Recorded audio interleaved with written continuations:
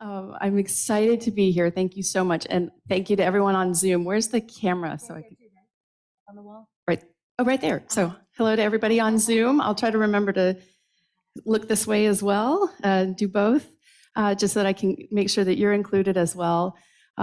What I wanted to do today, when Laura talked to me about this during the summer, she said, I just read this article in the alumni magazine about some of your favorite things in the museum and some of the hidden treasures of the museum, and wondered if you would maybe want to come and speak about that. And I said, absolutely, we love to come and speak. I love to come and speak to this group in particular because I know how much you love the University of Florida, you love the Harn and everything that we're doing to move forward and to make it a really great place for you to visit all of the time.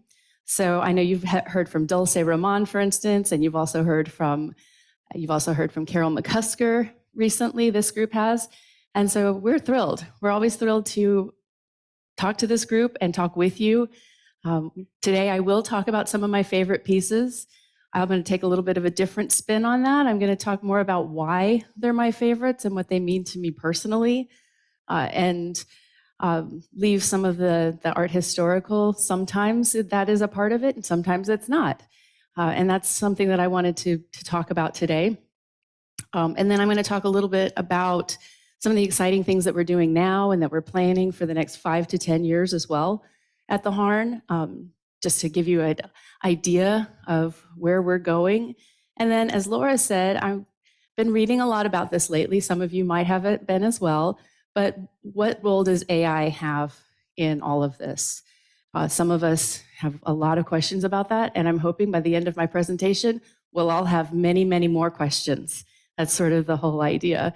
And so that's what I hope to leave you with by the end of today, is lots more things to think about and to continue to think about once you go home and for the rest of the week.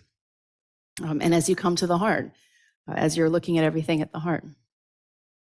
So of course, we're open and thriving. I have some exciting news that I'll tell you about later on, as far as hours for the museum. I'll also make sure I tell you almost everything I'm talking about today is on view. I tried to make sure that it was on view. So some of the things in the article, unfortunately, are not in this presentation because they're not on view at the moment. There's 2 things that I'll talk about briefly that aren't on view, and I'll explain why. But I did want to make sure that once I talk about them, you do have a chance to go straight to the museum and see them in person. Of course, everyone's favorite, almost everyone's favorite, and one of my favorites is the Monet. And that's one of the reasons it's my favorite, is because it's something that people enjoy looking at. They come in and ask where it is. They like to sit in front of it. Some people sit and just let their mind wander and think about what they would do in that oat field. And so that's one of the reasons it's my favorite, is because it is a crowd pleaser. It is one of everyone's favorite. It's a beautiful piece. Another reason it's my favorite is because I know a little bit of the backstory, and some of you may know this as well. Mickey Singer, who very generously donated this painting to the Harn, was, and I don't know if you know Mickey Singer, but he's very simply dressed almost all of the time. He might be wearing a t-shirt. He might be wearing a button-up. He's usually wearing jeans. He has sort of longer hair, and he puts it back in a ponytail. And he tells this story much, much better than I do, I have to tell you, but he doesn't get a chance to tell it very often. So I'm paraphrasing all of this from Mickey, he himself. He was traveling, I think in London, and he went into the dealer where he saw some beautiful things on view and asked, well, what else do you have on view? And they looked at him like he was not meant to be there. That's the part he really likes to tell. And they just looked him up and down and said, there's nothing here that you'd be interested in. And he said, no, I think there might be. What else do you have? And they took him back and they showed him some other things, and they showed him this painting. And he said, that I would be interested in. How much? And let's make a deal and everything. And they said, I really don't think so. They just kept pushing back, as dealers might do. And of course, he purchased it. He loves to tell the story again. You can't judge a book by its cover, and he likes to make that point. And it spoke to him, and he really wanted to share it. He wanted immediately to share it, and so he gave it to the Harn. And that's another reason I love this painting, is because of Mickey's generosity and the fact that he, against all other odds, he wasn't shy. He didn't let them steer him away. He went straight in there and bought that painting because he wanted that painting. And he had plenty to pay for it. And so that's another reason. Another reason I like it is because it's an Impressionist painting. And this is a bit of the art historical piece. If you're aware of that time period in the late 19th century, Impressionism, according to the critics, was garbage art. No one liked it. The critics really didn't like it. And that's where the name Impressionist came from. One of the critics said, this is an Impressionist piece. It's not realistic. Everything at that point needed to be very realistic. That was the trend. That was what the schools were teaching. And so that's kind of another reason I've always liked this, is that they persevered. They kept going with the art that they wanted to make. They wanted to get out into nature and create artworks. And Impressionism is now, as you all know, one of the most popular styles of art. Not for everyone, I know that, but it is one of the most popular. So it's another great reminder of how, as time goes on, people's tastes change, the art world constantly changes, and how it's good to step away from that sometimes and, over time, go back and reevaluate and see where you really feel like your preferences lie. So now, a little bit different, and my favorites are all over the place, I'll tell you that right now. I am a pre-Columbian scholar, so I went, and my dissertation was actually on Machu Picchu, so Inca art and architecture. This is actually a Nazca piece, so much earlier than the Inca, but certainly something that inspired them, the Inca, as they were building their empire. They would actually take artists from some of these earlier cultures. The Nazca were a bit early, but the next one that I'll show, the Moche, they just swept everything, including all of their artists, into their empire. And so I always think of Inca art as this great amalgamation of all of the different styles before that. And you can see this is quite early. This goes sometimes as far back as 100, 200, Common Era or AD. And it's just a beautiful pot. It's a ceremonial vessel. It would have been buried with someone very important, and that's why it's in good condition usually. You see lots and lots of these when you travel throughout Peru, and so that's another reason I love it, is because it reminds me of my travels as I was going to Machu Picchu. I love all of the different styles that you see. Nazca, you can usually tell because of the color scheme. It's right away you can tell that's Nazca because of the colors used, that ochre, the yellowish color. And then what you're seeing is always fun to look at as well. And I won't go into too much detail. Again, this isn't on view, but I open invitation if any of you would like to see this. Just give me a call and we'll go down to storage and see it. That's another thing that I love about the Harn. We love to take people into storage and look at things in person when they're not on view. But what you have, I believe, is a person wearing a headdress. You can see the cat.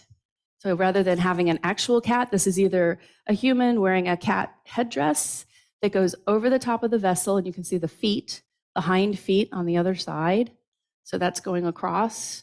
It could also be an anthropomorph, or a half human, half animal. That's very, very common all throughout ancient American or pre-Columbian art.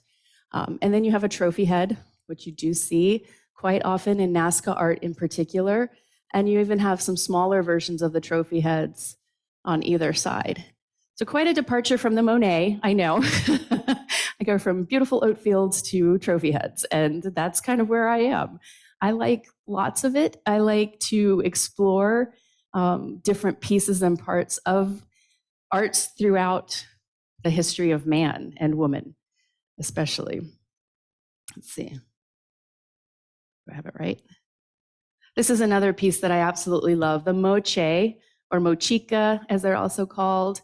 These are coastal, both the Nazca that I just showed and the Moche. They're both on the coast of Peru, so Lots and lots of things don't exist anymore, unfortunately, because they were building basically mud brick temples and structures. And over time, even though it's a very, very arid region, those do go away. And so a lot of that is in museums now all over Peru, Lima in particular.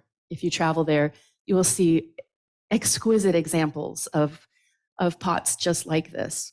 And this is, again, a half human, so you can definitely see the human face, but it has fangs, so it's part human, part animal, probably some kind of jaguar, which is extremely popular with all of these cultures. But it's also a crab, so he's part jaguar, part crab, and there's just a lot happening here in this beautiful stirrup vessel. So that's a stirrup there with one spout. Makes it easier to pour. If you're putting ceremonial liquids into this and actually using it in a ceremony to drink, then it would make it much easier to pour the liquid with that spout. So again, these are in storage, but I'd be happy to show you if you're interested. So this is a favorite of mine and many others. Again, thinking kind of personally about this one, I first saw this when I was at the Virginia Museum of Fine Arts, which is where I was before, as Laura said, before I came here. I was involved with exhibitions at the time, and so I went to Brooklyn. There was a major, I won't say retrospective because he's younger than me, so I'm not going to say that, but a major exhibition of this great, bright new artist, Kehinde Wiley.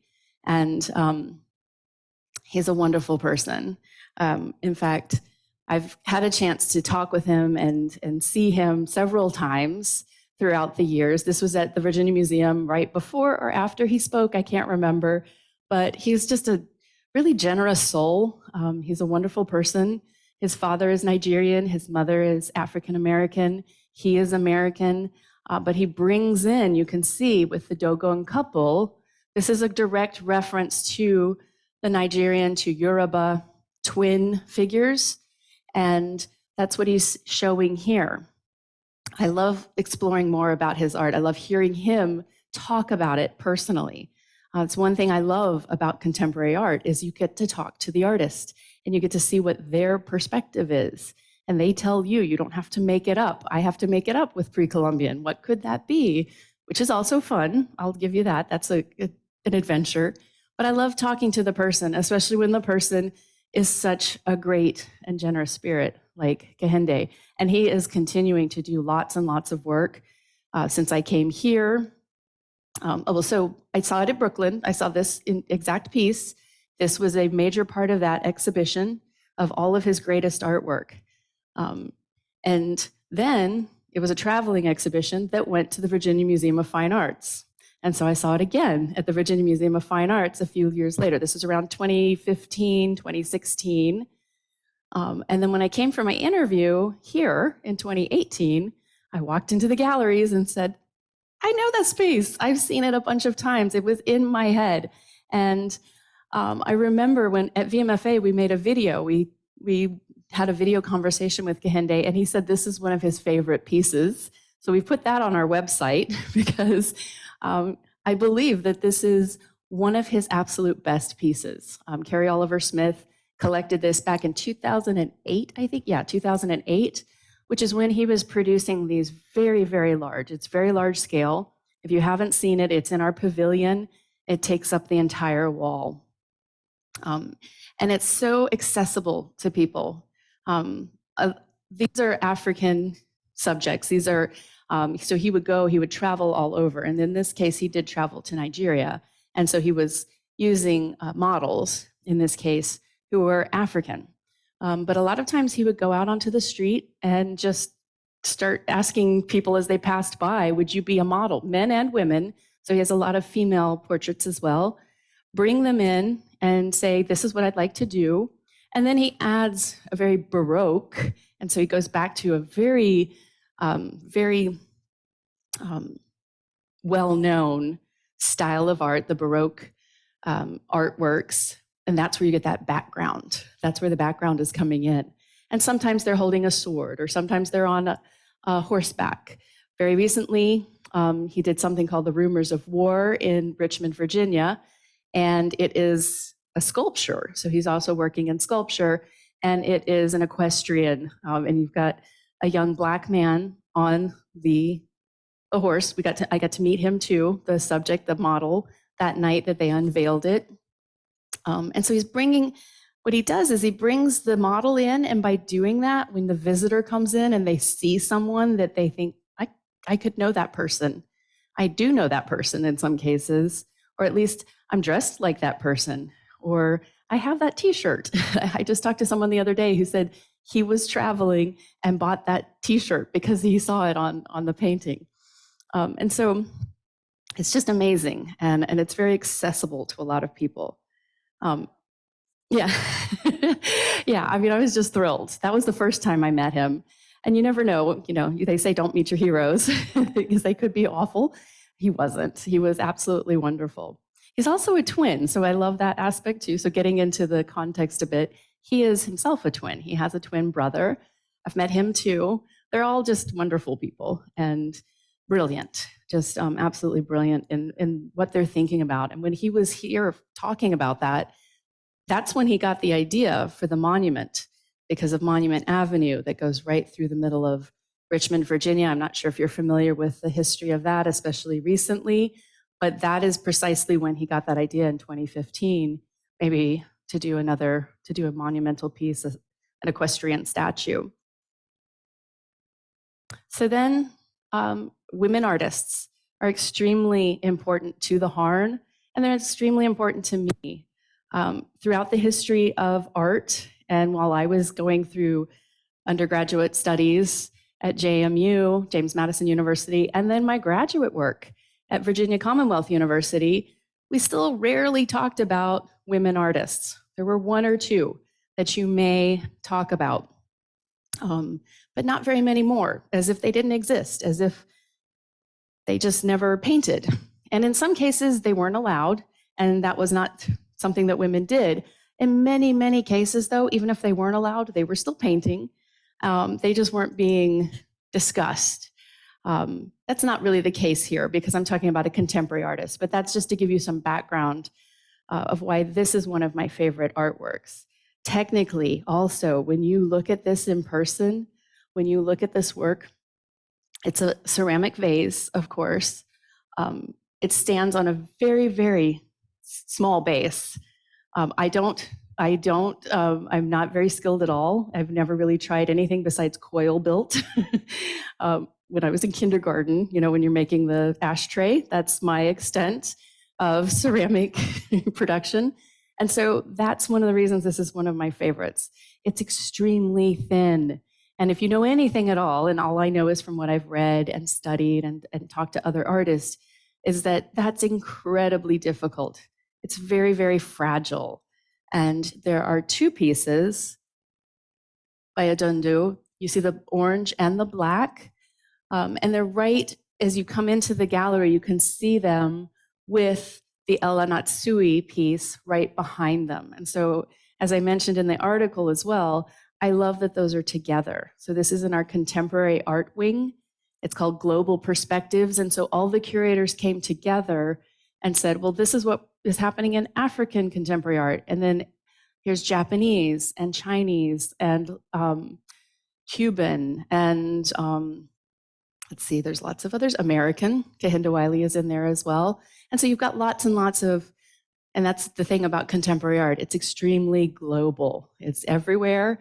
Again, there's so much of it that it's hard to wrap your brain around it sometimes, but I think it's kind of wonderful at the same time. Again, you get to meet the artists. I wasn't here at the time, but the artists did come. Adundu did come to the Harn. I wish I could have been there for that. Ella Natsui behind that, the old man's cloth, also came to the Harn. So it's just this wonderful connection that we can give to our audience, everyone that comes to the Harn, what these artists have come and brought into us. And so those pieces, all of these pieces, and our new curator of contemporary art, Jade Powers, has just hung a few pieces. So we've just done another, while it's been up for a little while, the whole global perspectives concept, the pieces are constantly changing. So we've changed out quite a bit of pieces in the Latin American section in particular. We borrow things, we've got loaned pieces in, we've got new artworks. So the Ella Natsui was also one of my favorites. Again, I think one of the reasons this is my favorite is because I've gone around to lots of other museums. His work is in many other museums. The Harn we still lay claim to the fact that his is the Harn is the first American museum that holds an Ella Natsui. I also firmly believe this for both the Kehinde Wiley and this piece by Ella Natsui. We have one of the best examples because when you get something when they're first working, you take that risk, you take that chance, then you get, I think, some of their best work. It is always a risk. There's other things that were, bought at Art Basel, perhaps, didn't make it. It didn't stand the test of time. But as a collector of contemporary art, our previous curator, Carrie Oliver Smith, she did a fantastic job of really seeing the potential in artists. And I see that with Jade as well. She's got a lot of great relationships with contemporary artists and a lot of really great ideas of how to connect that with all of our audience. And so these are metal pieces, they're found objects. So one thing people love about this is that it's recycled in a lot of ways. He went and he picked up pieces. Some of the newer pieces, because they're so much in demand, are made from manufactured pieces of metal. Because they're in such demand, he actually can't find enough found pieces. But you can clearly see how they're all intricately pieced together. It's a little bit of a challenge, I can say, for those that are in charge of our registration department who are hanging this piece, because it's quite large, as you can see. It's not very light. It's not very heavy, but it's heavy enough for sure. The nice thing is that, and something that I appreciate as well, is that it can be draped in any particular way. So the artist has not said it must be exactly this way. That makes it a little easier, but still quite a challenge for both the curator and for the art handlers as well. But I love this piece because it draws people in. It's at the far wall in the pavilion, and it draws people all the way down into that gallery to say, what is that? Can I see that up close? And then you do see it up close, and you see all of these beautiful pieces pieced together. And then you read the label, and you read more about how it's connected with the kente cloth, which is a very important king's robe and very important to African culture. And so then you start to learn more about it. It's another reason I like certain pieces, is because at first it just draws me to that piece, and then it intrigues me, and it makes me want to learn more and more about that piece. But it's very personal. It's always very personal. And that's what I always tell people. There's no secret code. There's nothing, there's nothing to say that, in my opinion, quite honestly, I have a better view of what is a good artwork than anyone else. We can talk about it technically. We can talk about its art historical value. We can talk about all kinds of things. But really, art is in the eye of the beholder, and beauty is in the eye of the beholder. It's a very personal experience for many artists as well as they're creating artwork. I love to look at calligraphy in our Asian art galleries because I think about the meditative state that artists are in as they're creating these gorgeous but simple works of calligraphy. You're just seeing bamboo and rocks and orchids, but you can imagine as you're seeing it, the brush strokes. You can follow those brush strokes. You can do that with any of our paintings. And you talk to artists and you start to hear about them talking about a trance that they go into. They're so in the zone. It's very personal to them as well. So there's that very human, personal aspect to their production. And then for us as viewers, as we're connecting with that piece, very personal. And as I said, I love Van Gogh because you can see so well those very thick parts of the paint throughout the painting. And you can see and imagine the brushstrokes and just take yourself through that same process without having known anything else really about it. You can just appreciate it for what it is. This is one of the new pieces that Jade has put out by Zora Apoku, and I really love this piece too. I stood in the galleries and stared at it when I first, this is very recent, I think last week or the week before we put these pieces up, and it's just a gorgeous piece. She's German and Ghanaian. I love this aspect of contemporary artists. Also, they're not just, and I mentioned contemporary art is very global. All of these artists are very global.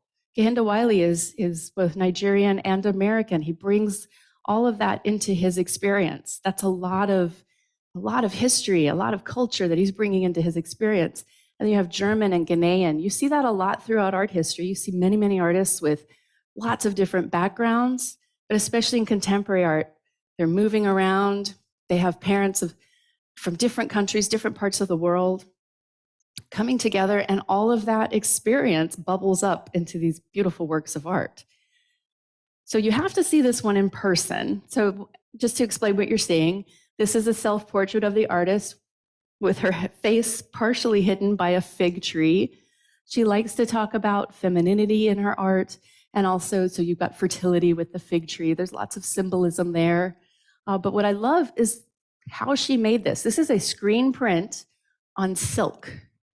And so I hope you can start to see this, but you can really see this in person. You can see the lines of the silk. It's the thicker silk, and it's tactile. Don't touch it.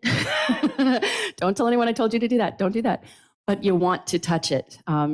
So put your hands behind your back just to make sure you don't forget. You just want to touch it because you can feel those ridges. And she likes that too. She liked the tactile aspect of that. She's also a fashion designer. And so the idea of bringing the fabric and that tactile aspect into her work is really important to her. And you can see it quite clearly there. And it's just very beautiful.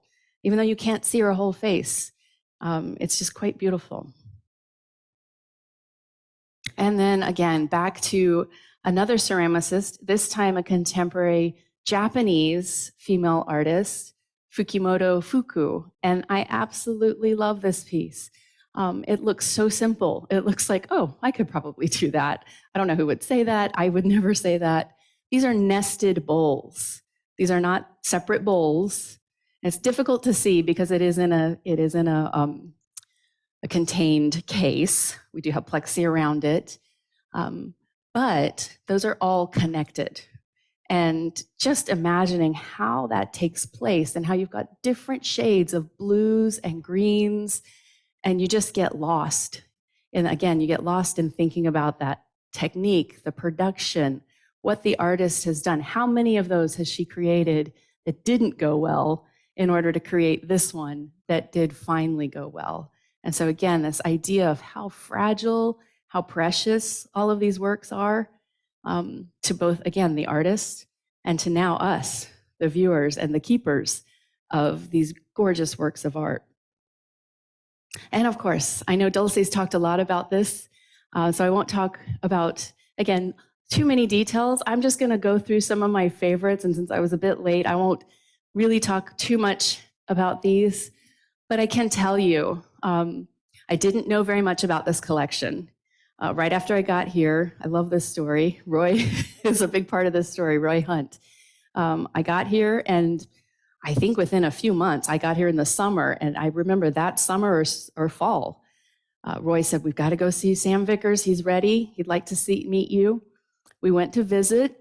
We had a lovely visit with him.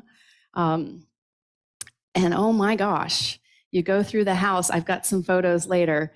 And anyone who's seen pictures or been on the tour, it's just mind-blowing. And I remember thinking, and I said this to Sam and Robbie, thank you so much. I feel like I've just gotten a history of Florida, my new home, as well as a history of art, because it's all American painters, almost entirely American. There's some expats in there, and there's some European artists, but almost all American artists who came to Florida to paint Florida's beauty. Some of it still exists today. You can see it now it's sometimes your backyard or something like that. Other times it doesn't exist at all anymore, which is sad, but true. And it gives us a chance to see what Florida was before it was developed in some cases.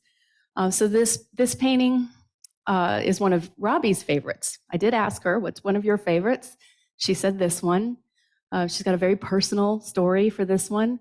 Again, if you've ever talked with Sam and Robbie, they have a story for every single piece.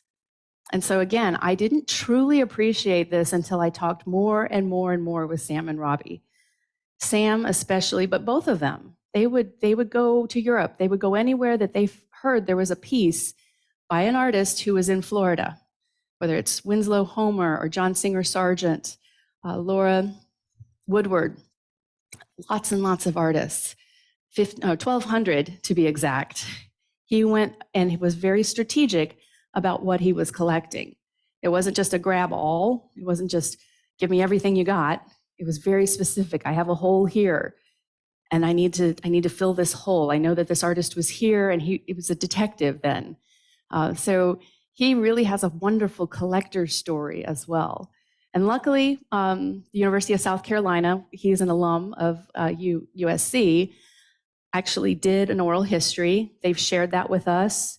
We're putting that together with images that we're now taking, and we're going to have a beautiful oral history that luckily Sam is still adding to. And so we still have a chance to talk more with Sam and Robbie about, again, I love the story of how they collected some of these pieces. It's not always easy. Someone else has it. How do you get that for your collection? But then also why and how it spoke to them. And so that's why these are so very important to me. This is really, I have to say, if I was, gun to my head, my very favorite, it's the Oleanders by Martin Johnson Head. I just think it's gorgeous. It's not easy to see it all in a slide, unfortunately, but the velvet, again, I just want to feel that velvet because he's so very good at making you imagine that is, that's a real piece of velvet that those delicate oleanders are sitting on. And just the color scheme that he uses. I've been a fan of his for some time. I love his still life paintings.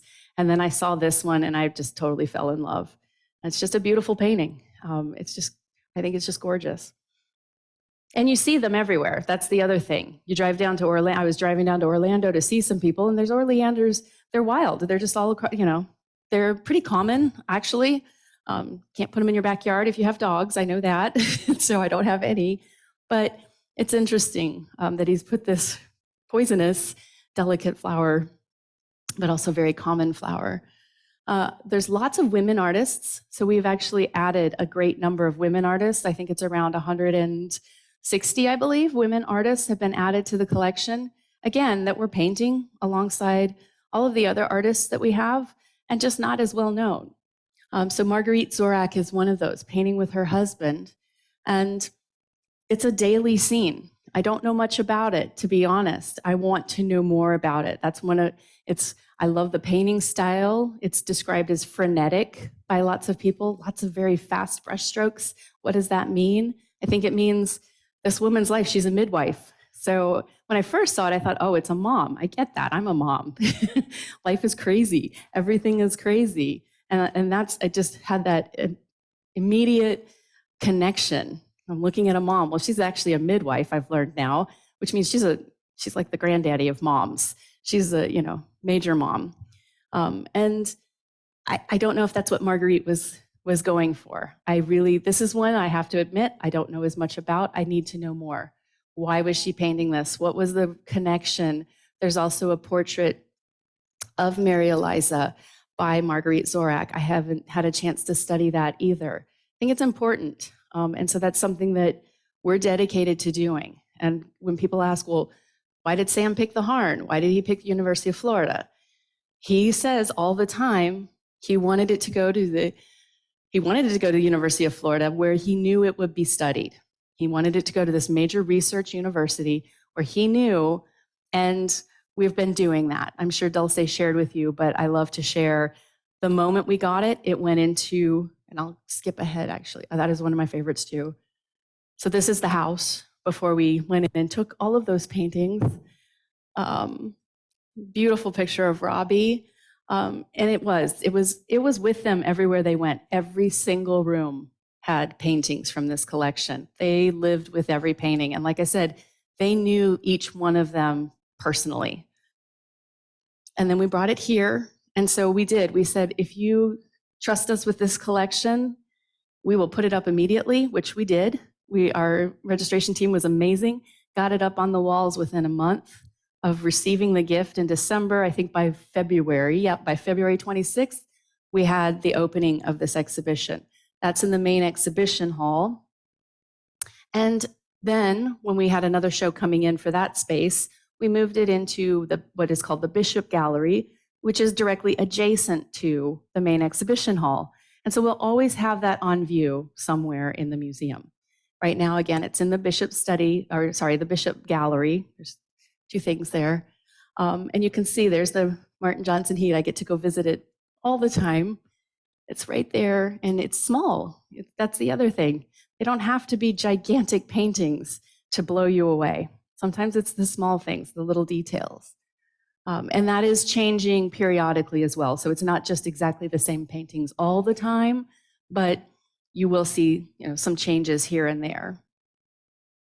And if you get yourself out to St. Augustine, please go to the Governor's House. We also have an exhibition of work there. Again, thanks to, I think, Roy, you had a lot to do with this as well. The board actually contacted me a little while ago now and asked if this could be possible. And I said, I love the idea. They made some changes to the space. Not much, because it was beautifully renovated very, very recently. The whole building, the Governor's House, was recently renovated. So this beautiful gallery space did have a Florida Museum of Natural History exhibit, which you may have been familiar with.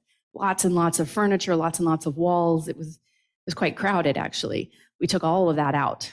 All of that went away, and you have an open gallery space now, and you're able to look at each piece individually. And so we'll never show the whole thing at once. We can't do the same thing that Sam and Robbie did at their home, but I believe we have an opportunity to show each one as its own particular jewel. And that's the way it really should be. That's the way it was collected, and the way that I like to show it as well. I think in the future, there's all kinds of possibilities for other museums all across Florida. All of my colleagues who had hoped perhaps that it would come to their museum would love to have an exhibition of Miami art in Miami. We have quite a bit of Orlando as well, some Orlando pieces.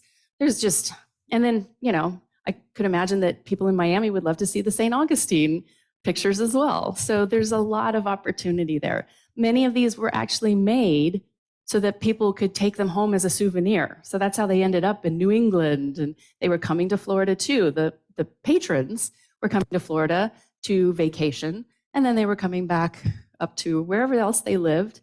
Sometimes Europe is where they ended up.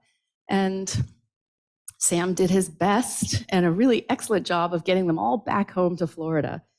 And we could not be happier to have them. And that's just another view. And there you see Robbie when we open the painting, and Christopher Still, the artist Christopher Still. There's a great portrait of Sam and Robbie by Christopher Still in the exhibition in the Bishop Gallery now as well. As I mentioned, we didn't just put the gallery together and open the exhibition. We are also working with students.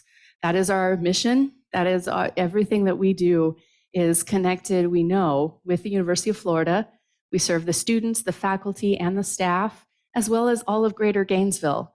So our 5-year strategic plan, in short, is all about involving students in everything that we do. So it could be a community program that involves students. They're part of producing that or creating that. As long as students are getting some valuable learning experience as we are doing our work, then our goals are met. And so you see Dulce, of course, I think she mentioned to you or has mentioned in past that she has been working with 1 or 2 interns ever since we got the collection. So the research is getting all very far along, and we love it. An honors class, when we first announced the gift, the head of the honors college at the time said, we'd really love to do a class. And Eric Siegel put that together very quickly. And that's what you're seeing on the left and the top right is that honors class working with the collection. And so that was, like I said, exactly what Sam wanted, exactly what we hoped to achieve, and I'm proud to say we achieved. Very quickly, because I don't want to go, I want to give you guys time for questions as well. You may have heard that we're building a wing, and we're really excited about it. It's a $20 million, 20,000 square foot project.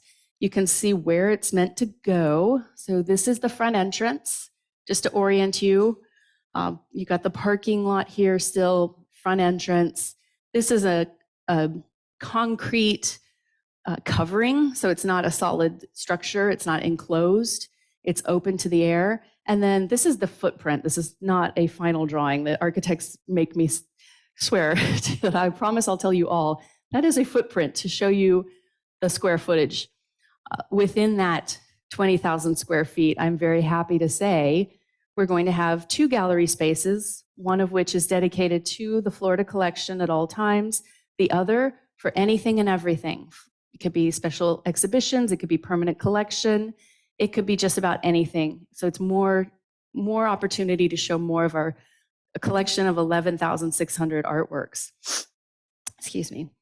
It'll also have storage. We do definitely need some storage. So tucked away in there, where you'll never even know it exists, will be a very large storage area for all of our paintings. So not just the 1,200 paintings from Sam and Robbie, all of our paintings. Every painting that we own at the Harn at this time, plus about 40% for the future. So it's got about 40% extra space so that we can continue to grow, because that is what we do. We collect art. We're going to continue to collect art. So we wanted to make sure we weren't just filling a need for right now, we're filling a need for the future as well. And then something that we have been talking about in our strategic plan for some time, and I'm very, very excited about too, is a print study center. So a space where students and faculty and staff can be meeting in a room, small room, very intimate, where they can be working with the collection. They can be looking at original works of art, talking about production, talking about the historical value, talking about conservation, because we're also going to have a conservation studio. I want to build the conservation department at the Harn.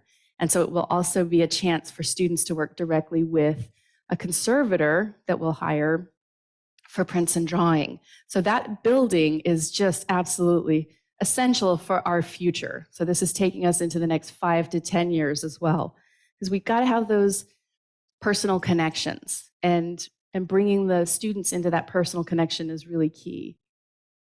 This is just, again, another sketch that Todd Williams, one of our architects, it's Todd Williams and Billy Chen from New York. They were so excited about this project, and out of 21 or so, international companies won the award. And so this would be one of the galleries, in particular, probably where we would have some of the Vickers collection. It was really important for them to have, again, lots of nature is depicted in a lot of the paintings in the Vickers collection. And you have this open window that is actually looking out towards the south, where you would have that covered entryway. And you could have, and there's going to be landscaping, some small sculpture, and a place for people to convene, to just congregate and enjoy each other's company. And so the idea of just seeing the nature outside the window, but obviously not letting too much harmful light come in, was key. And that's why that thing is very important. So really quickly, one of my favorite things, and now for something completely different, although I have kind of done that a few times today, I have to warn you. I'm not going to talk about NFTs, I promise. It's not that different, and I can't, I just can't. Now, what I wanted to just touch on, and as you know, UF is poised to be, if not already, one of the major, if not the major AI universities. And we've all been trying to wrap our heads around, what does that mean? How do we fit?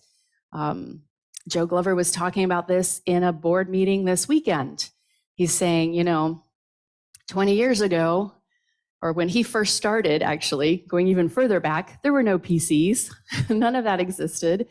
And then look how far we've gotten. And no one talks about being a PC university anymore. That would be silly. We all use them for everything. The students are using them everywhere and for everything. So we've already gotten to that point so very quickly. Now we're saying we're an AI university, and Joe Glover is saying in 20 years, no one's going to be saying that. It's going to feel the same weird way. We're all going to be using AI. So what does that mean? So in the art world, I've just recently been picking up quite a bit of chatter on this, and I thought I'd share some of it. And this is where I want to leave you with more questions and more to explore. This is actually an artwork that won an award at a state fair. It was in the New York Times in September. The title is up there at the top. An AI-generated picture won an art prize. Artists aren't happy. So the artist, just a really brief background, the artist did say it was AI, that AI assisted him. There are programs. There's one called DALL-E, DALL-E.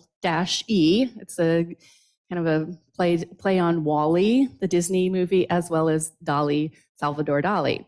So you can go into DALL-E and say, I want a picture of, and then your imagination can go wild. You can type in anything you want, any image you want, and it pulls from all over every part of the internet. It pulls images and puts them together for you. And then you can Photoshop and do things like that. That's pretty much what this artist did. So there's a human artist. He's putting it into one of these AI, so lots of algorithms and tons of images. And he's creating this image. And so there's lots written about this. At first, the judges, it was well known at the beginning that it was AI. Now that some of the judges are saying we didn't quite know. I'm not sure where that landed. All that to say, he won the state fair, and artists who physically painted are not happy. And it brings up, again, lots of questions. What is going to happen if this is yet another thing that they're saying AI is just going to take over? We're already talking about jobs. What does that mean? What are the jobs that will survive this whole wave of AI because of the human element? And what are the jobs that may not, because a machine can do them? And this has happened in history before. A lot of people talk about the camera, the introduction of the camera. That changed a lot in art. It definitely didn't make artists happy that someone could take photographs. You also see artists manipulating photographs very early in the history of photography. And that's something that, when you think about that history, can be quite scary, because we know also from the news that you can have something called deep fakes. Images can be manipulated. You can make them look extremely legitimate and very, very real. But they're not. They're fake. What does that mean? Same thing with artists' work. So again, brings up some questions. And again, lots of artists are doing this. I think animators are certainly doing this. And again, it's just what's happening. And then finally, this is something that I read about just last week. It actually started in Britain around 2019. And this is Ada. She just recently, last week, in fact, addressed the House of Lords. So she's talking to Parliament about the role of the future of AI. Apparently, according to the headline in Art News, terrified the House of Lords in Art News. And so one thing I should put out there, when you do more research on this, and you can go to the website, Ada, go to that website, you can learn much more about Ada. She's been on tour, exhibition, and she has a human creator, so there's the human element there, but it's getting further and further away. So this is not an AI initiative. This is not an initiative to say, here's what AI can do. It is actually it is a contemporary art project. And so the creator of Ada is an art dealer, an artist, comes from that background. It's actually meant to get you to think about these questions. Before we get too much further along in this, let's think about the ethics. Let's think about what does this mean? And so you go to the website and it's just a list of questions. What is the role of the artist? What is the role of the machine? What does that mean for the viewer? And so the reason I did talk so much about my favorites and the personal aspect of that, the human aspect of that, was very intentional. It was to say, I firmly believe, and I do believe this project is trying to show us there is that human connection. There's the human connection to the artwork, to the creation of the artwork, the artist in going into the zone and having that experience. And then there's also our experience as we're viewing it. And so this is going to continue to happen. And I can show you, I mean, I'm not super impressed yet. And you can look at other examples. I mean, she's painting. She's doing things with a paintbrush. You can see the stroke of the paint. She's done some portraiture of the Queen, in fact, for her Jubilee back in 19, I believe, or early 20, no, it was 21, sorry. And I keep calling her she, so, I stop myself all the time there too.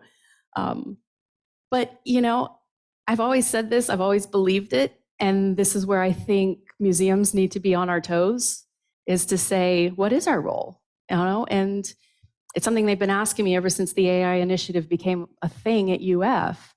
Well, what's the museum's role? What is the College of Art's role?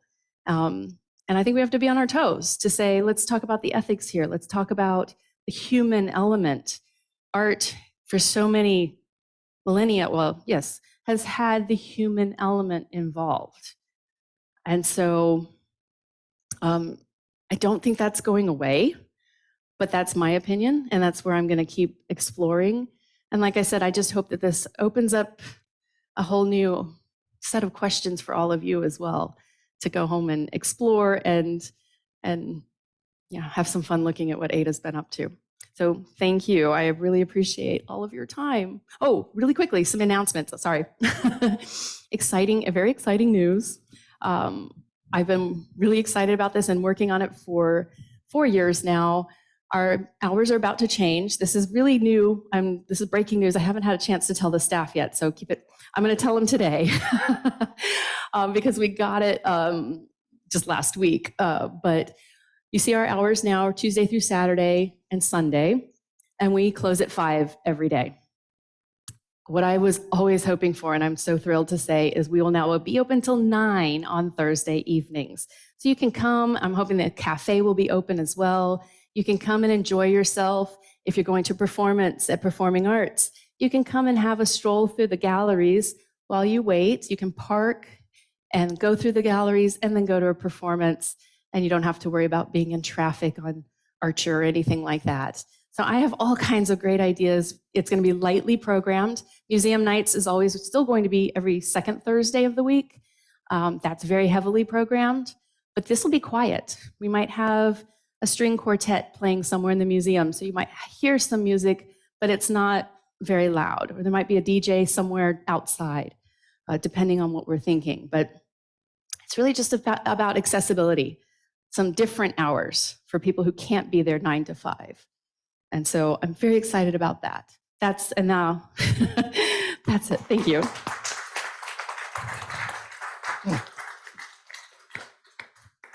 So I know I'm over, but if you have questions about any part of this, it doesn't have to be about AI or anything like that, but anything I've talked about.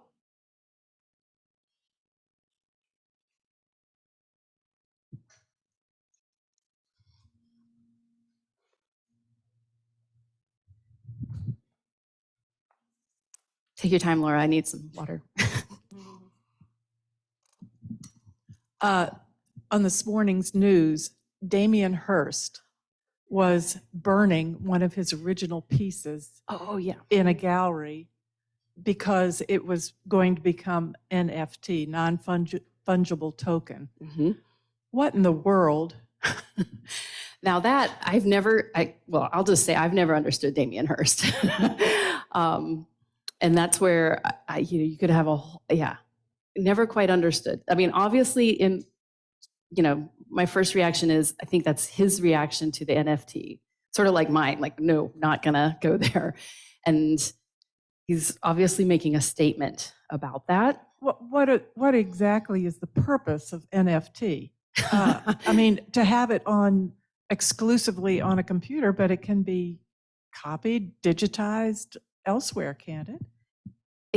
That particular, and again, my understanding, because I do sort of step away from this sometimes, my understanding though is that it does only exist in one place. And so it's the same as copyright. Well, and then they're just starting to talk about, unfortunately, this got ahead of everyone too. They're starting to talk about copyright. And I think those laws are actually trying to catch up with what's happening. That's why I'm not going out there and acquiring any NFTs. I've got a collector actually who says, "What are you going to do about NFTs? You should get into this." And I'm like, no, I don't think I would get fired. I think Joe Glover would fire me.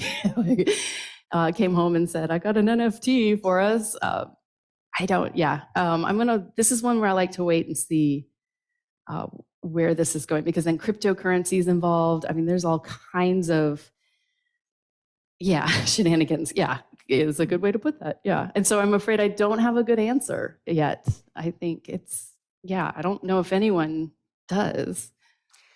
Just a comment. I want to thank you for your talk today.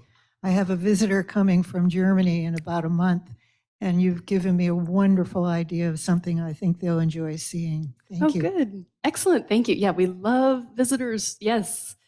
Yeah, bring folks along. We're open. We're closed on Thanksgiving, but we say this all the time. If you need to get out of the house, if you need to get out of your space, Friday we're open, Saturday and Sunday. If you've got people coming to visit you, it's a wonderful way to get them out and visiting. You can always go to the Florida Museum next door and see the butterflies. You can do all of that in one day. It's a wonderful visit. I love being in that space. Okay, well, thank you, Leanne. I think we all enjoyed that. I think struck me with your comments about your favorite things. It looks like a fun project to go with a friend and pick out which pieces you like, and not just not what they are, but why you like them, because then you really could get into discussing it in great detail. So thank you. Yeah.